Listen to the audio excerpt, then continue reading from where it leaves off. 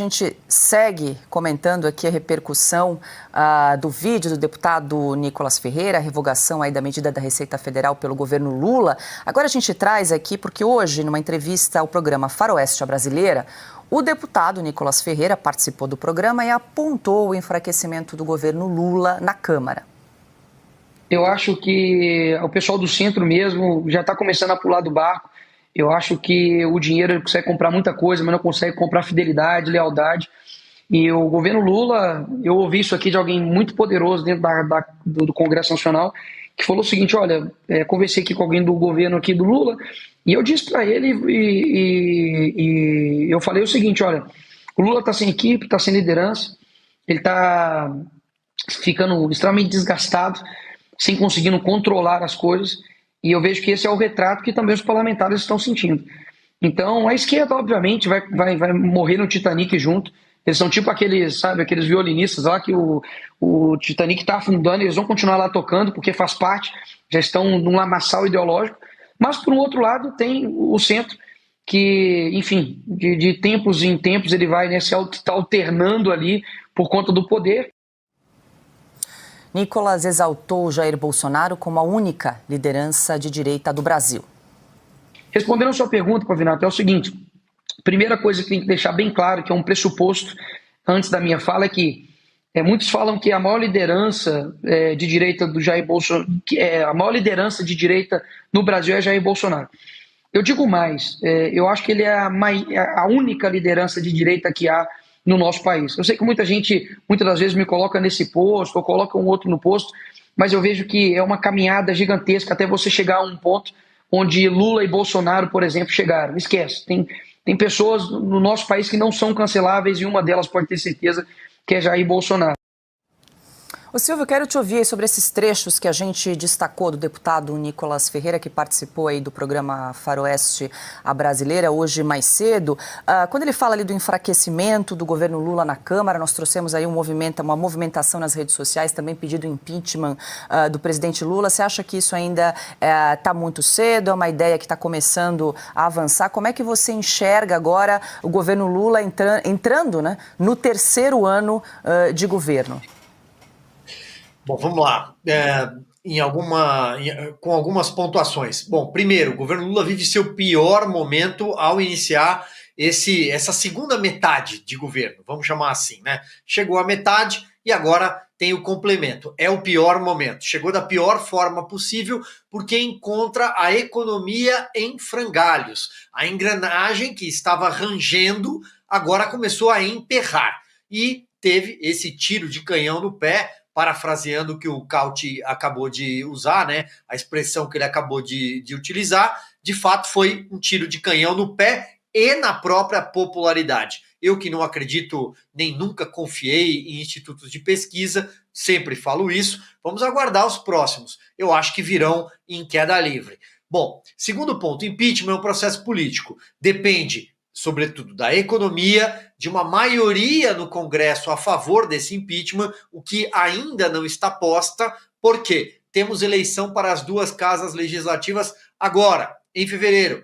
Então, a partir da virada deste mês, nós teremos uma nova figura à frente da Câmara dos Deputados, deve ser o deputado Hugo Mota, muito jovem, né, o mais jovem a comandar a Câmara, numa linhagem de centrão que vem desde o Eduardo Cunha, passou pelo Arthur Lira e agora será ele. Ele é do Republicanos, não é do principal partido de oposição hoje, ou que detém os principais líderes de oposição, que é o PL, ele é do Republicanos, partido do governador de São Paulo, Tarcísio de Freitas, e teremos o Davi Alcolumbre no Senado. Isso é o que tudo indica. Hoje o xadrez é esse. Se algo vai acontecer nos próximos 10, 15 dias, não sabemos. Eu considero improvável, conhecendo o Congresso Nacional. Mas já vimos surpresas. Já aconteceu sim em 2005, Severino Cavalcante, naquela madrugada em que, aliás, o Brasil descobriu o que é o Centrão.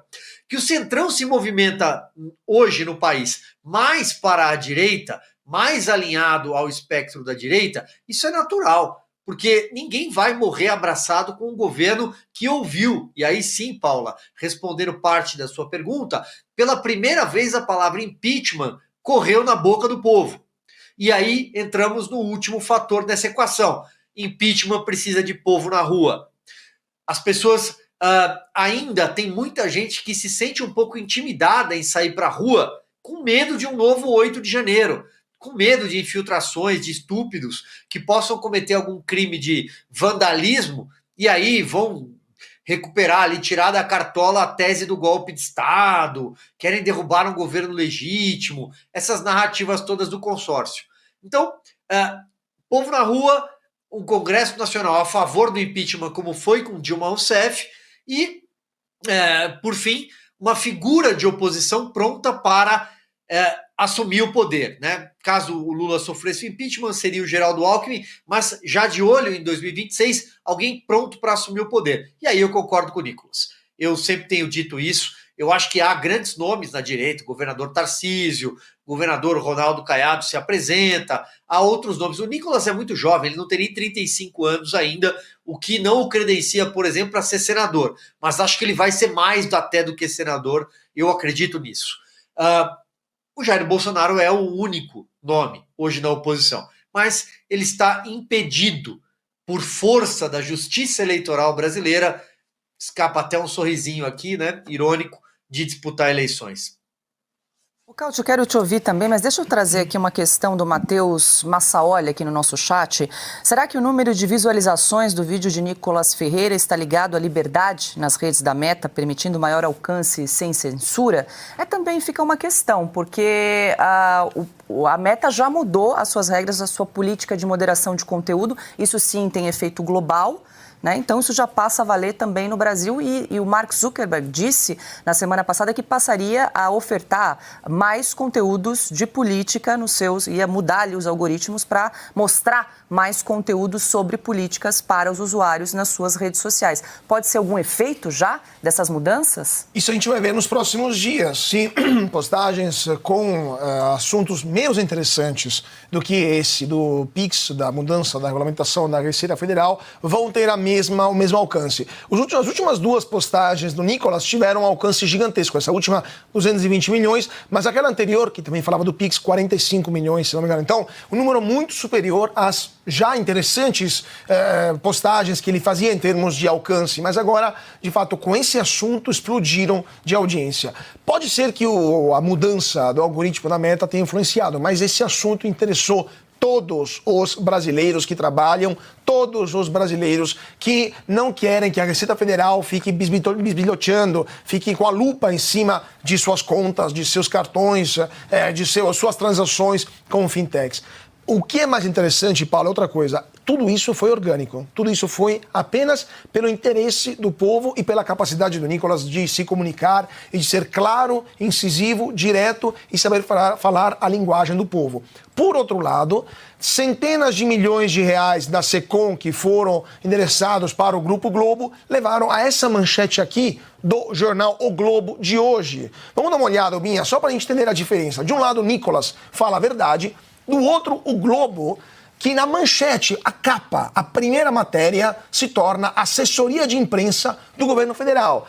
Uma manchete como essa: mudanças no PIX não altera regras, mas amplia radar da Receita sobre transações. Não é uma manchete, é cópia e cola, basicamente, de um release de uma assessoria da SECOM. Isso aqui é uma nota à imprensa, não é uma matéria. Onde que está a matéria? Onde está a notícia, o fato novo que a gente não sabia? Então, assim, quando temos, de um lado, Nicolas falando verdades e falando para o povo, numa linguagem que o povo entende, temos esse resultado estrondoso. Por outro, temos um dos jornais mais importantes do Brasil, que se relega a ser assessoria de imprensa da SECOM e que, além de perder credibilidade, perde claramente também seguidores, exemplares vendidos e assinantes no site, no papel.